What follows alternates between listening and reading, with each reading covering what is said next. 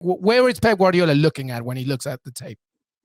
Well, I think they froze, didn't they? I mean, I thought the player they missed the most was Walker. Obviously, he couldn't. He was great against Vinicius Jr. in the beginning. Phenomenal. Yeah. And just brought a composure to that. Even though this is the strange thing, I thought Zinchenko played pretty well, but I thought Walker brought a composure and a bit of veteran leadership to that defence that no one else was really offering. Ruben Dias, I think you just put it down to him not being fully match sharp, but he was quite disappointing. Ederson, again, it's that thing you go, well, he's hardly tested for 90 minutes. He looked a bit poor. I think it feels like basic, lazy analysis to just put all this down to mentality, because I don't know. I can't, I have no way of knowing what's going on in those players' heads. But I thought, from what I could see on the pitch, they just lost it. 179 minutes of pretty good football, really undone there. I know it's a cliche, but part of it is mentality, the Real Madrid mentality of knowing what to do in these situations. Their DNA is about these situations, and Man City, as good as they are, maybe they're not. I mean, I think what's more significant, I think, is how City do respond to that adversity and how quickly the plan just went. They were pumping balls long into the box with Aymeric Laporte as an auxiliary centre forward. Like, this isn't how you play. Like, I know that this is stress, this is nerves, and people get desperate in those moments. But surely, after all this time, they would kind of be able to drop back to these underlying principles and go, let's just keep the ball, let's take the fouls that come our way. I think this is the first time all season I've genuinely thought it, but I was like, God, they could do with a big man up top. Because it was like Graham Taylor's England at the end, like knocking it long to Les Ferdinand, and that's perfect for Real Madrid. And it's strange to see them just lose it like that. Before Jimmy jumps on, call to action to everybody that's joining, new viewers, commenters, keep on those comments, keep on those questions as well. Cal, are you really bringing Tottenham into this? Let's just talk about Real Madrid and Man City. Cal, I get it what you're saying, but Jimmy, listen, how do you, where does Man City go from here then? Obviously the focus is all on the Premier League, but how much is this going to be a drop on confidence? Because this Liverpool machine keep on going. Although, to your point, you think Real Madrid's this is their tournament to lose. it's anytime you want to discount Madrid, they prove you wrong. So I'm just going to stay out of that for now until we get into some preview mode, proper preview mode for the Champions League final. With regard to Man City, what happens if they get caught by Liverpool? And in the Premier League, it's possible. I think at this point, I think there's going to be an emotional let-off because this was the trophy they were chasing, and because of how they lost it, it was the 90th minute when Rodrigo scored, and they gave up the next goal in the 91st minute. So to Benja's point, the fact that they had that type of collapse and that capitulation. Now, in fairness to what Liverpool did the day before against Villarreal, they had a halftime. All right, they gave up their 2 goals. And then got it even at that point, and then had a halftime to Villarreal scored too early, Real Madrid scored too late. Exactly, but it's like they had that little bit of stoppage in between to like, okay, hold on, we're Liverpool, and City didn't have that moment. Had they had gotten, well, I guess they couldn't have drawn if it would have ended 1-1 or whatever. City would have gone through, but if they just would have had a moment of just a pause and say, hey, listen, we got this or whatever, I think City see themselves out of it.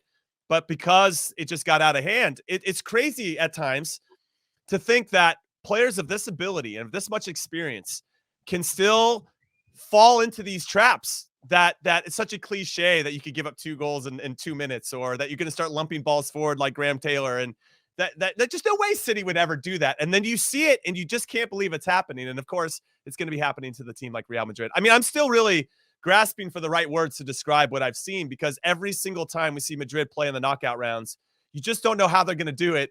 And they figure out a way to pull something out of their butts, man. It is unbelievable to see. So fair play to them. I have to bounce. Thank you for having me, everybody. I'll be on HQ a little bit later. Jimmy Conrad. I love your faces. I love your faces. I can't wait to start to preview this final. We love you, buddy. In soccer, we trust Jimmy Conrad, HQ. Jimmy Conrad, see you later. Jimmy Conrad, thank you so much. Jimmy Conrad. And it's just James Benj and yours truly. And James, I promise we won't keep you too long. I know it's late for you, and you got to go to Ibrox tomorrow as well. So it's a long week for you. Well, same question to you, James Bench. Man City, where do they go from here? How does this damage too much the journey that is to reclaim the Premier League title? What do you think? I mean, certainly it feels possible. Someone's going to have to help me with what their game is at the weekend.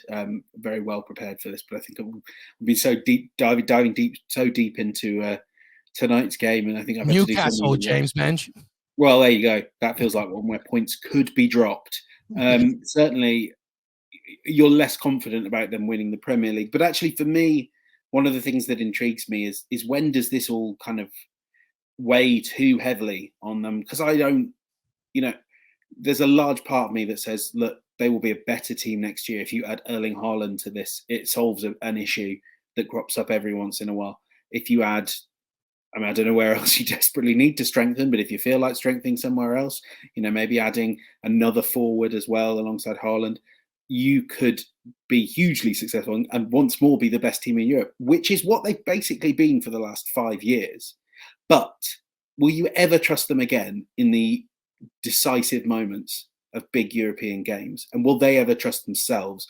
That's where I'm sitting now with City, is it's getting to the stage, much like with PSG, where I just am going to start doubting that they have it in them, because it will be a lot of the same players that have been scarred by this. And it's the fact it keeps happening in ever more bizarre ways. You have VAR really robbing them against Spurs. You have Guardiola inflicting issues on them, especially against Lyon, arguably against Chelsea. And now you have just 1 minute, 2 minutes where everything fell apart. I am coming round to the view that kind of this particular iteration of City will not win the Champions League, and that Pep might not at this club. I can't believe I'm saying that, but I have got to the stage where it just feels like I can't quite trust them in the semi-finals and quarterfinals. Yeah, at the very beginning of the season, when they were, putting together the squad, they just purchased Jack Grealish and everything looked, how they were looking, whatever. I did say I do worry about them in the Champions League purely because I feel that sometimes you need more than the X's and O's. You need somebody up front that can just do something, like when things are not working or whatever. I don't know if it's as simplistic as that, but I do believe that part of it has to do with that. To your point, does Erling Haaland solve that situation in the summer, give them a different type of contrast? I understand they have so much to give up front, and Pep Guardiola likes to alterate and, move his players around, and Gabriel Jesus can sometimes be on the wing, and then, Phil Foden as a false nine, etc. But they do need something, and I think it's been proven today, in certain situations. I mean, how important was that Mendy clearance from Jack Grealish too? Like, that could have been it. That could have been the game. There's, it's just, just tiny little moments like that. Yeah, and that's also what kind of what makes you think, yeah, of course it could, because they just had the tiny little moments go against them, and tiny. They even had moments within that tiny little moment go for them. Like, what was Courtois thinking? But that's what we're about, right? That's what we said the whole time. Man City are about the narrative, right? Let's set the scene. Let's try and control the game for 90 minutes. That's pretty much what they did. In fact, they were 2-0 up. This game looked good for them. They organized this thing. And then Real Madrid are the complete opposite of organization. They're about moments. They're about just taking and grabbing that chance when they have it and reacting to what's happening. It's just unbelievable to me. I don't know how much. We talked about Newcastle at home, James Bench, but then they have away at Wolves, away at West Ham. Literally, Wolves are playing in their flip-flops. Yeah, true. Away at West Ham, at home to Villa, and that should do it. At home to Villa, last day of the season. And there's another team playing in their flip-flops. It's hard to know, because ultimately, everything you say is right about controlling the games, and more often than not, that works. Like, we saw that in last year's semi-final. City dictated the terms. Really, they were dominant across the pitch, and that time it was reflected in the scoreline, even though there were freak moments. But I guess, this happens, and I don't know where I think see City. I think I know where I see Real Madrid, which is it's still coming. It's still in the post. Like, I just cannot believe that you will get away with the bad moments again against Liverpool, a team that are perfectly primed to punish any lapses in concentration. And actually, there was some great defending by Eder Militao, I thought, and Nacho as well, and Thibaut Courtois was great in goal. Yeah. But here you have in Liverpool a team that can can beat Real Madrid any way they want. But I mean, that doesn't mean they will. But this is a team that can dominate with possession, like grind you down with Thiago, with Fabinho, with Trent Alexander-Arnold. Or if you kind of come on to them, they'll rip through you on the break. I think, and as Mo Salah said last night, he wanted Real Madrid, and that wasn't just about revenge for Kyiv. It was also about the fact that he knows that Man City are a better team than Real Madrid.